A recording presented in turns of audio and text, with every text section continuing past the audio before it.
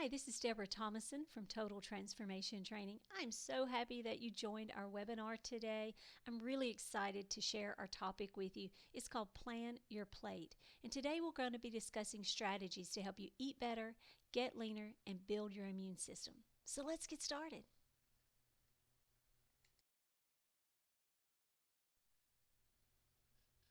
As a health coach, I work to create strategies for success. These are simple strategies that you can apply to your life for big results. And today, as I share some of those strategies with you, I realize some of you may be listening to the webinar when working, or maybe even listening to it while driving down the road. And that's great. I'm very thankful that you're tuned in. However, if possible, I encourage you to go back and watch the presentation. There are some great pictures that help illustrate the point. And you know what they say, a picture's worth 1,000 words. So let's move on to our first picture and first strategy.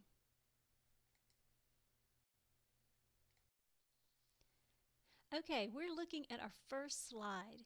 And if you notice, it is a picture of a plate full of food.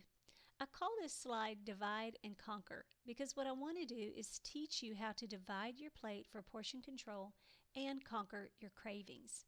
If you're looking at the plate, you will see a blue vertical line going right down the center of the plate, dividing it into left side and right side. On the right side, you're going to see a horizontal blue line that divides that plate into upper and lower sections. On the left side of the plate, you have a whole side, 50% of your plate, which is non-starchy vegetables. On the right side, your top portion is going to be your protein, and on your bottom portion, that's going to be your starches, and they can be in the form of grains, beans, pastas, rice, or starchy vegetables. As a health coach and nutrition coach, I work with people constantly who absolutely love starches. They love potatoes, rice, pasta, beans, and they're like, I don't want to live my life giving them completely up. Well, I'm here to tell you, you don't have to. If you practice dividing your plate and keeping it in the starches in the 25% of your plate, it gives you the opportunity to have some of those foods that you absolutely love and not completely do without, but keep it in the proper proportions. Keeping your food in the proper proportions will help minimize any weight gain. The more you learn to eat healthy and fill your plates full of non-starchy vegetables, not only are you going to have a great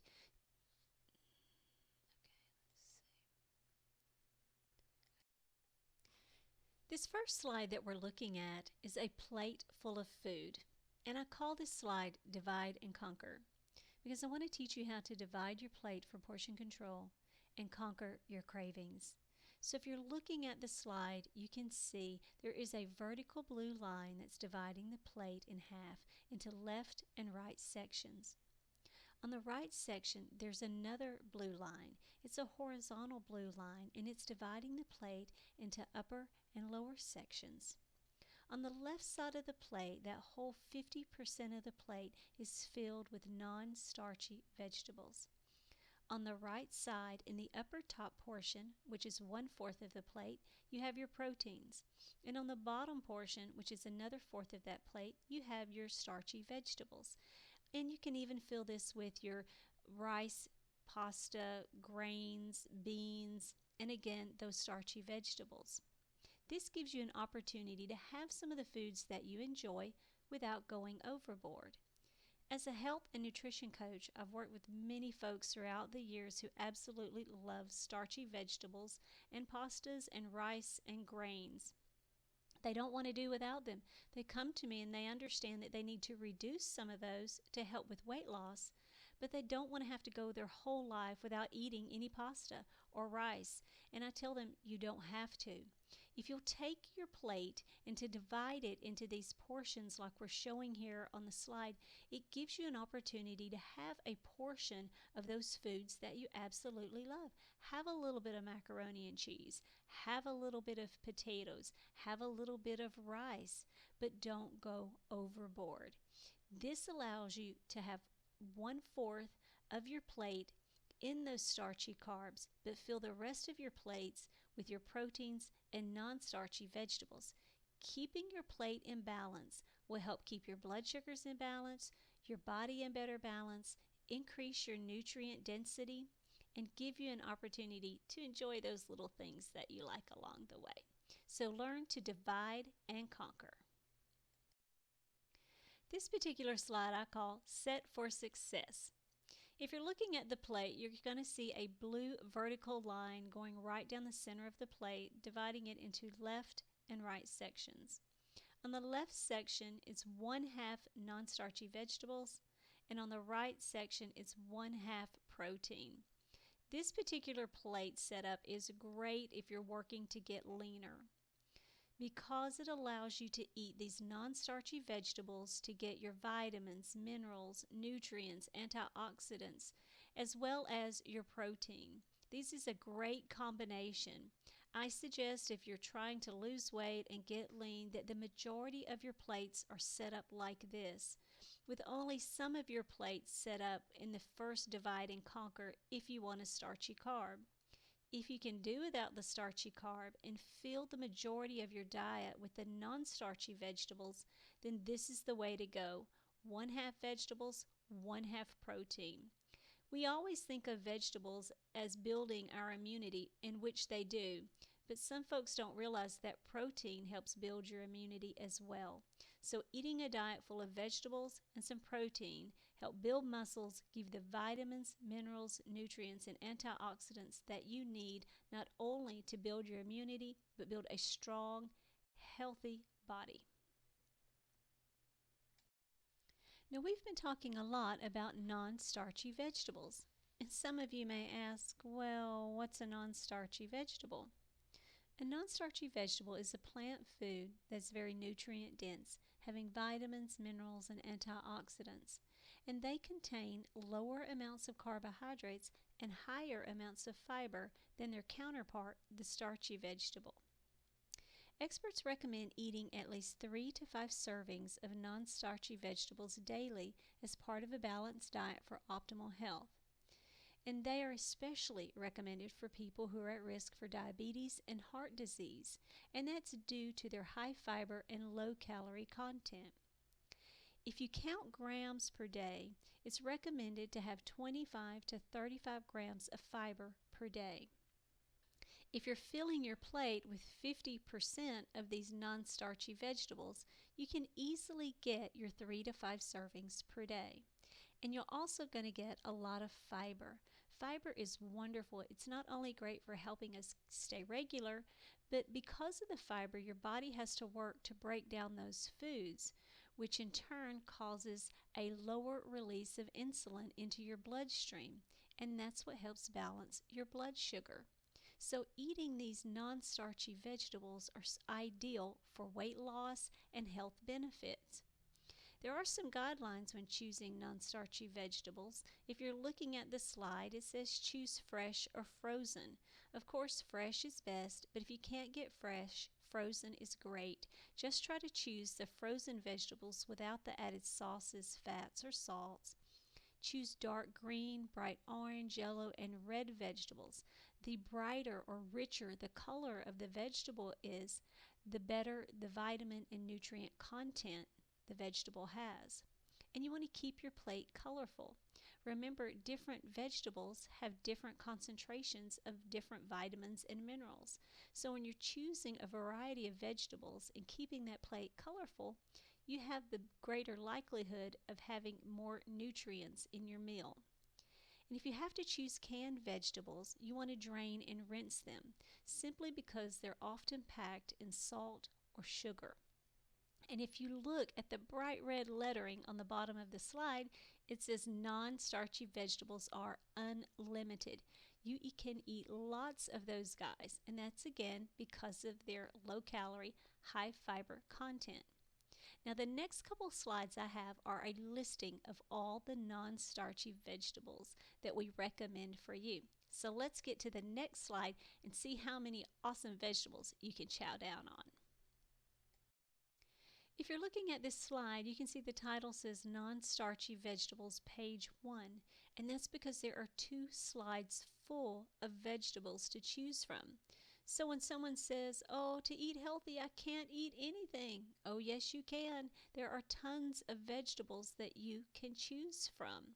The goal is to go through the list and find ones that you like and maybe find ones that you would like to try. So I encourage you to sit down with a piece of paper or a pen, write these down, or maybe even do a screenshot of the slide and start writing off the vegetables that you do like so you'll know how to fill that 50% of your plate with these types of vegetables. And I encourage you, step out of your comfort zone, try some different vegetables. On this particular slide, I stepped out and tried Brussels sprouts. Growing up, I thought they were the most horrible thing ever.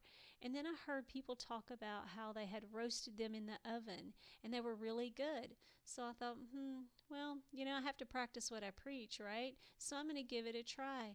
Oh my goodness, I found this recipe where the Brussels sprouts were so good. I was absolutely amazed. Another vegetable that I did not grow up eating was fennel. And so I tried it and learned how to chop it up, put it in some soups, chop it, put it in some salads, and it has a lot of great health benefits. So I encourage you, go through this slide, and then as we move on to the next slide, look at those, make lists, and find ones that you like. Let's go to page 2. Here we are on page 2 of non-starchy vegetables. Again, I encourage you to go through the list, write down ones that you like, write down ones that you'd like to try. And if you're like me, you might even have to look some of them up on the internet. I'm sure you figured out by now, I grew up Southern. So we ate a lot of garden vegetables, but of course, we fried everything. And then we ate certain ones over and over again. So some of these vegetables I'd never even heard of. So I would go on the internet, look them up, see what they're used for, and then I would search them out in the grocery stores. We do live in an area that has several different grocery stores, and if you look hard enough, you can find the vegetables. So I encourage you, try some different ones. You never know, that crazy weird vegetable might turn out to be your favorite one. Now let's talk about starchy carbs, and these are in the form of grains, beans, and starchy vegetables. Now we talked about what a non-starchy vegetable is, so let's talk about what a starchy vegetable is. Starchy vegetables are high carbohydrate plant foods. They are a rich energy source and they are formed by the bonding of several glucose units. Most of our staple foods like potatoes, rice, and corn contain large amounts of this organic compound. And when eaten in large amounts, starchy vegetables can contribute to weight gain. Eating a lot of starchy vegetables can also lead to increased levels of blood glucose, which can increase your risk for diabetes. Starchy vegetables are not necessarily bad foods because they are filling, they have some nutrition, and they can even be healthy when consumed in proper amounts. Another factor to consider is how you prepare them. So starchy vegetables that are made more easily to digest also makes their sugar content more easily absorbed by the body, and that can increase your blood sugar levels more rapidly, meaning chunk potatoes versus mashed potatoes. So if you're borderline diabetic, you want to consider how you prepare your food. Keep them in the chunk forms and reduce the risk of rapid blood sugar levels. Again, another thing to consider is only eating that 25% of your plate in those starchy carbs. This again helps keep more balance in your diet. And when you're looking at which grains and beans and vegetables to choose, again, choose the high fiber ones. Dried beans, lentils, whole grain breads, pastas, and crackers, the more fiber, the better. That's why eating whole wheat or whole grain flours are better for you than white bread and white flours, simply because the whole grains, the whole wheats, they contain more fiber. And the more fiber, the better. It's going to slow the rate of insulin release in your body, helping keep your blood sugar levels even and more stable. So choose those vegetables with the most fiber. And again, if you want to eat the pastas and the rice and the potatoes and the grains, then put that on the 25% of your plate and you'll stay in better balance. Now here's our list of starchy foods to choose from, and I only have one slide of these. Non-starchy vegetables have a lot more options, which is great, especially since we're working to fill our plate with 50% of those and only 25% of the starchy foods. But choose those foods like we talked about in the previous slide that have a lot of fiber and that are nutrient dense. Your beans, your brown and wild rice, buckwheat, chickpeas, navy beans, plantain. Those are great things to eat. And if you haven't tried some of these things, again, go back, find some things, experiment, and check it out. Because again, you may find some different things that you really, really like. Now let's talk about proteins.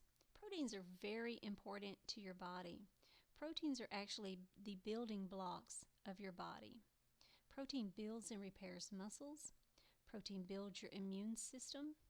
Protein actually takes longer to digest, which means you'll feel fuller longer. Let's take a moment and explore that. What I want to talk to you about is what's called the thermic effect of food. The thermic effect of food is the energy required to digest, absorb, and store ingested food.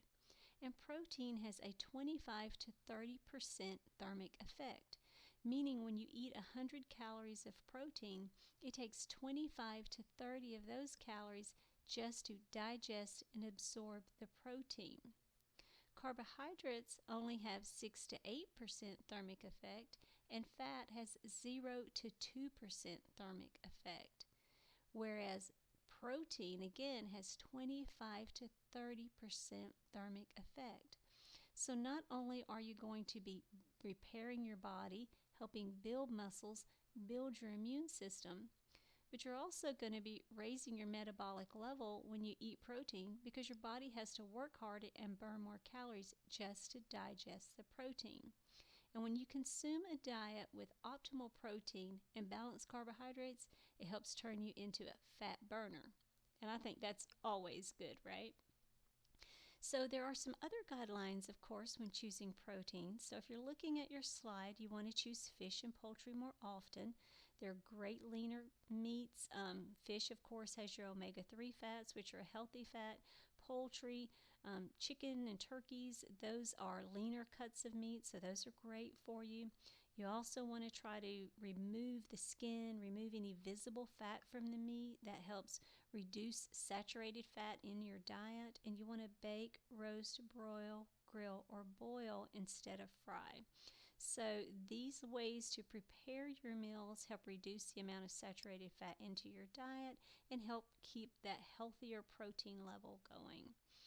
Also, try to choose organic, free-range, cage-free, grass-fed, and non-hormone or any antibiotics added to those meats whenever possible. Read your labels, check your sources, and choose healthy forms of protein. Well, here's our list of proteins, and as you can see at the top of the list is cold water fish, and that is because of the high protein and the great omega-3 fats that they contain.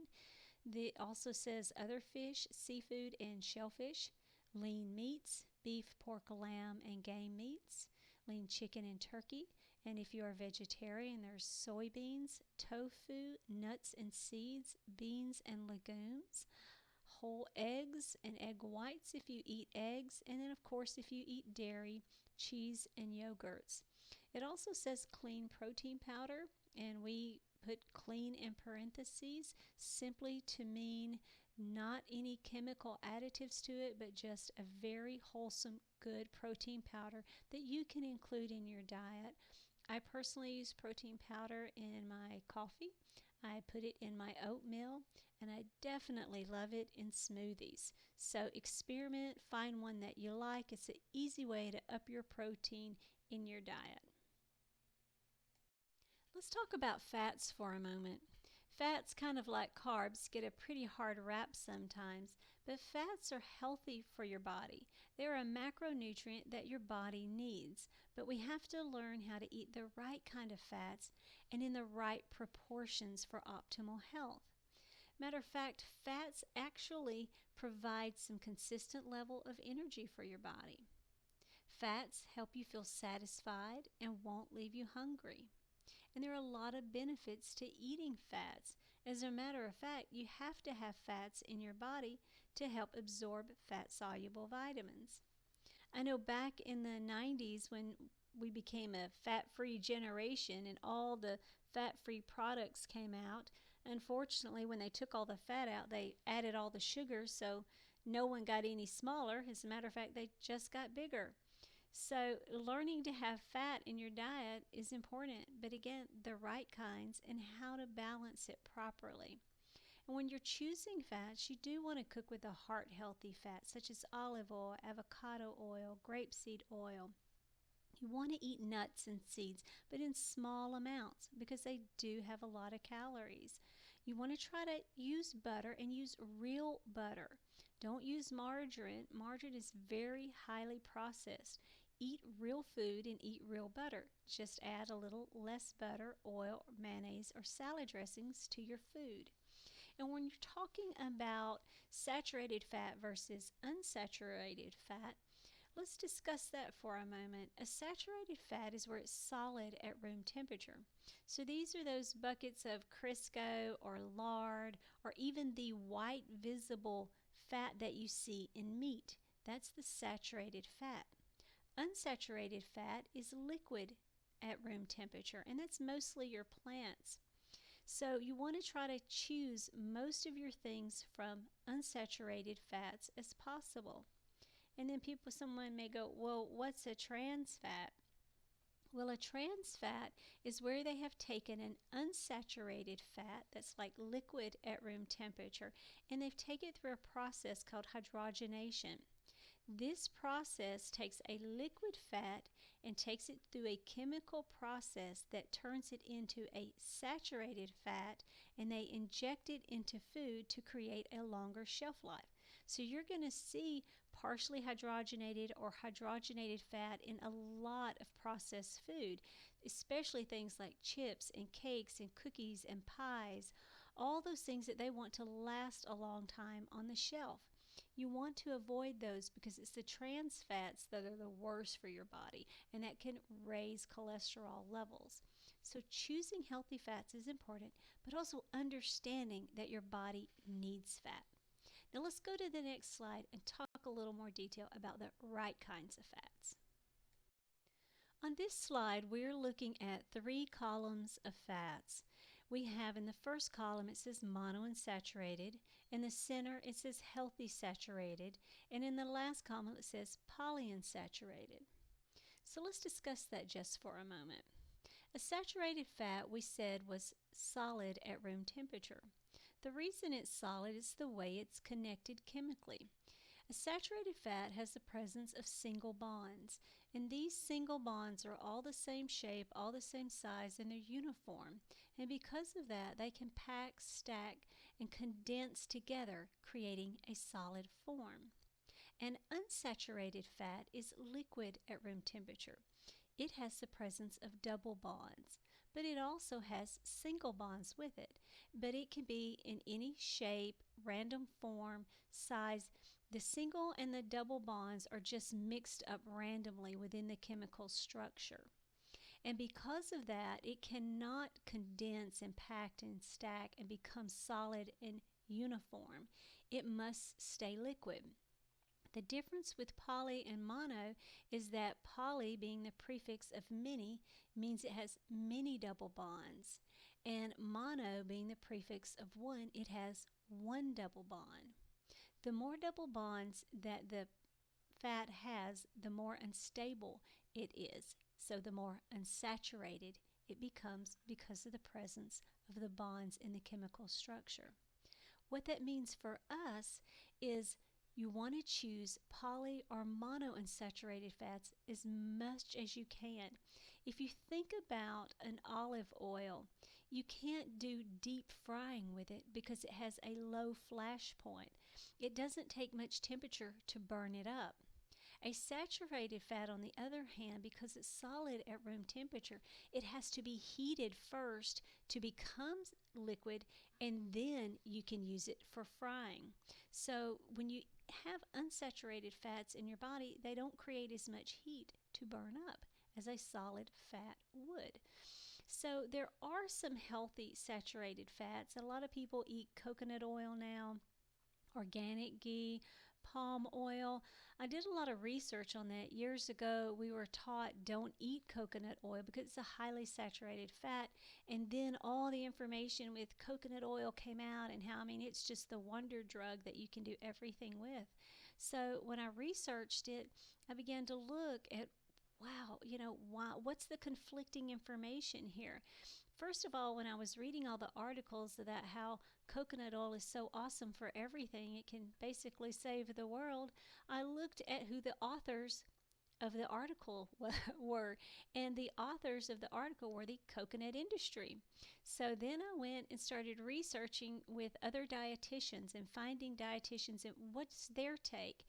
And again, their take is if you like coconut oil and you enjoy it, then use it in your cooking. But again, use it in moderation because it is a saturated fat. Try to stick mostly with your mono and your polyunsaturated fat.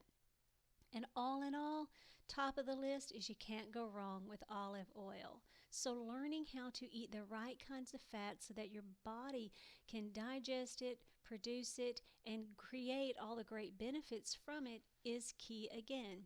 And learning to get healthy fats in your diets, especially eating foods that contain fat like your avocados and olives and nuts. They're a great way to get good healthy fat in your body without pouring on the liquid fat. So eat your fats, look at the list, choose the right kinds, and include those into your diet for optimal health. Okay, on to one of my favorite food groups, and that is fruits. I really enjoy having fruit in my diet. For me, fruits are my sweet treat. When choosing fruits, I try to choose low sugar and high fiber fruits. These high fiber fruits help me to keep my blood sugar more stable, keep it more level, and help me to enjoy a sweet treat without a bunch of junk food.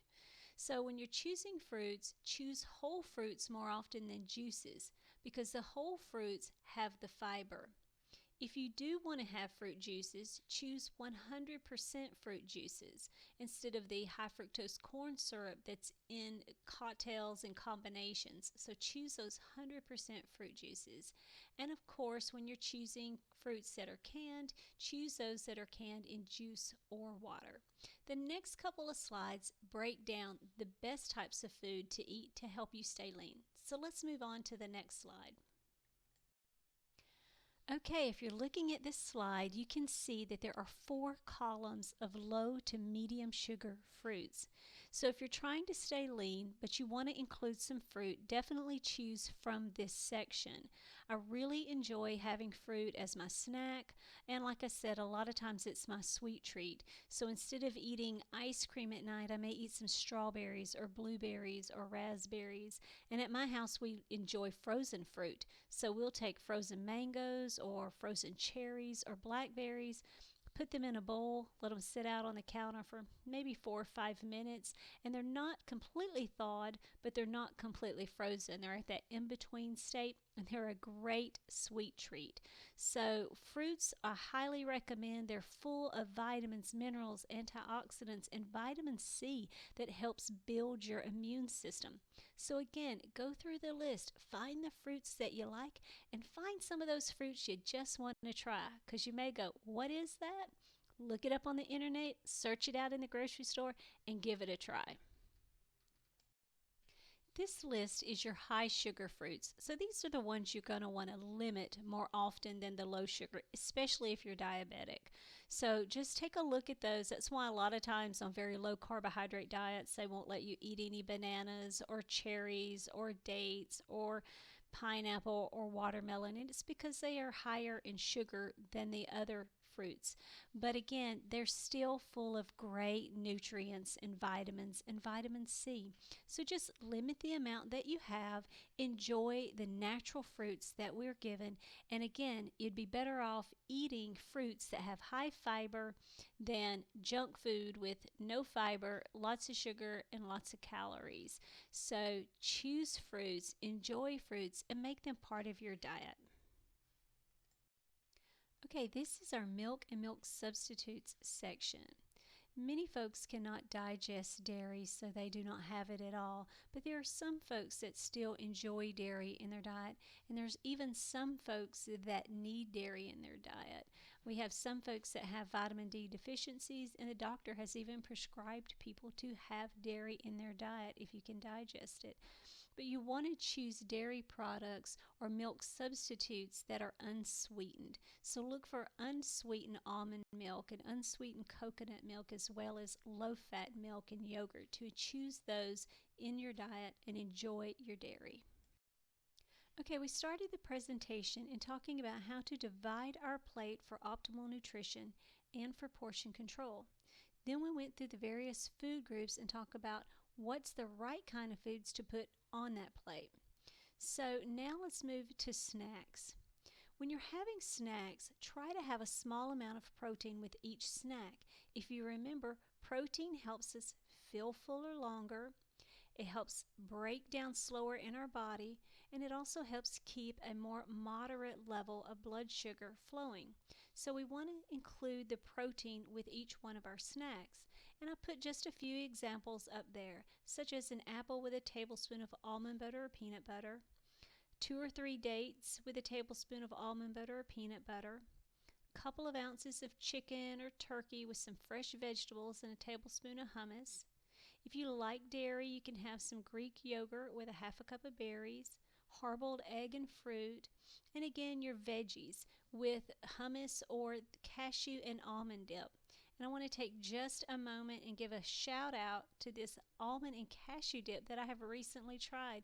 It is absolutely delicious. It's called Hope, and I found it in the section of Publix in the refrigerated section over there by the deli, and I just tried it on a fluke. I picked it up. It comes in just a little small container like all the other dips, and it says cashew almond dip, and they have a lot of different flavors, and it does not taste like cashews and almonds. It tastes like the flavor. And they had avocado ranch, they had a French onion, which is absolutely wonderful, they had a roasted red pepper, which is great, and by far my favorite is the chocolate. Oh my goodness, even my kids love the chocolate. I had to fight them for it. I'm like, no, you got to give me some of that. It's really, really good. And so it's a great way to have a more healthy alternative with chocolate or even with the dips. And a lot of times I take the cashew and almond dip or even the hummus and I stick it on my vegetables and enjoy it that way. And another way to have a snack is to have a protein shake. So again, there's a lot of different combinations, but what you want to do is make sure you have at least a small amount of protein with each snack. The next few slides are some of my favorite, and it's because they're such eye-openers. We started out with talking about how to divide our plate for optimal nutrition and portion control, and then we went on to how to fill it and what to fill it with, and then we even talked about snacks. Now what I want you to see, visually see, if at all possible, is look at the slide and you'll see a full-size plate. When you look at this plate, you can see just an average plate with moderate servings, but it has different space between the food. So you see the salad and some space, and the potatoes and the chicken, and there's space all around. And this is a regular size plate. Now let's go to the next slide. This next slide is a picture of a medium-sized plate. And I will tell you, this is the same amount of food that was on the full-size plate. All I did was move it over to a medium-sized plate. And if you remember, on the full-size plate, there was space all around. On the medium-sized plate, the food is packed on there, and it looks like a visual feast. It looks like, oh my gosh, I have a really full-size plate. And this is a great way to reduce your portion size and make it look like you're eating a lot of food.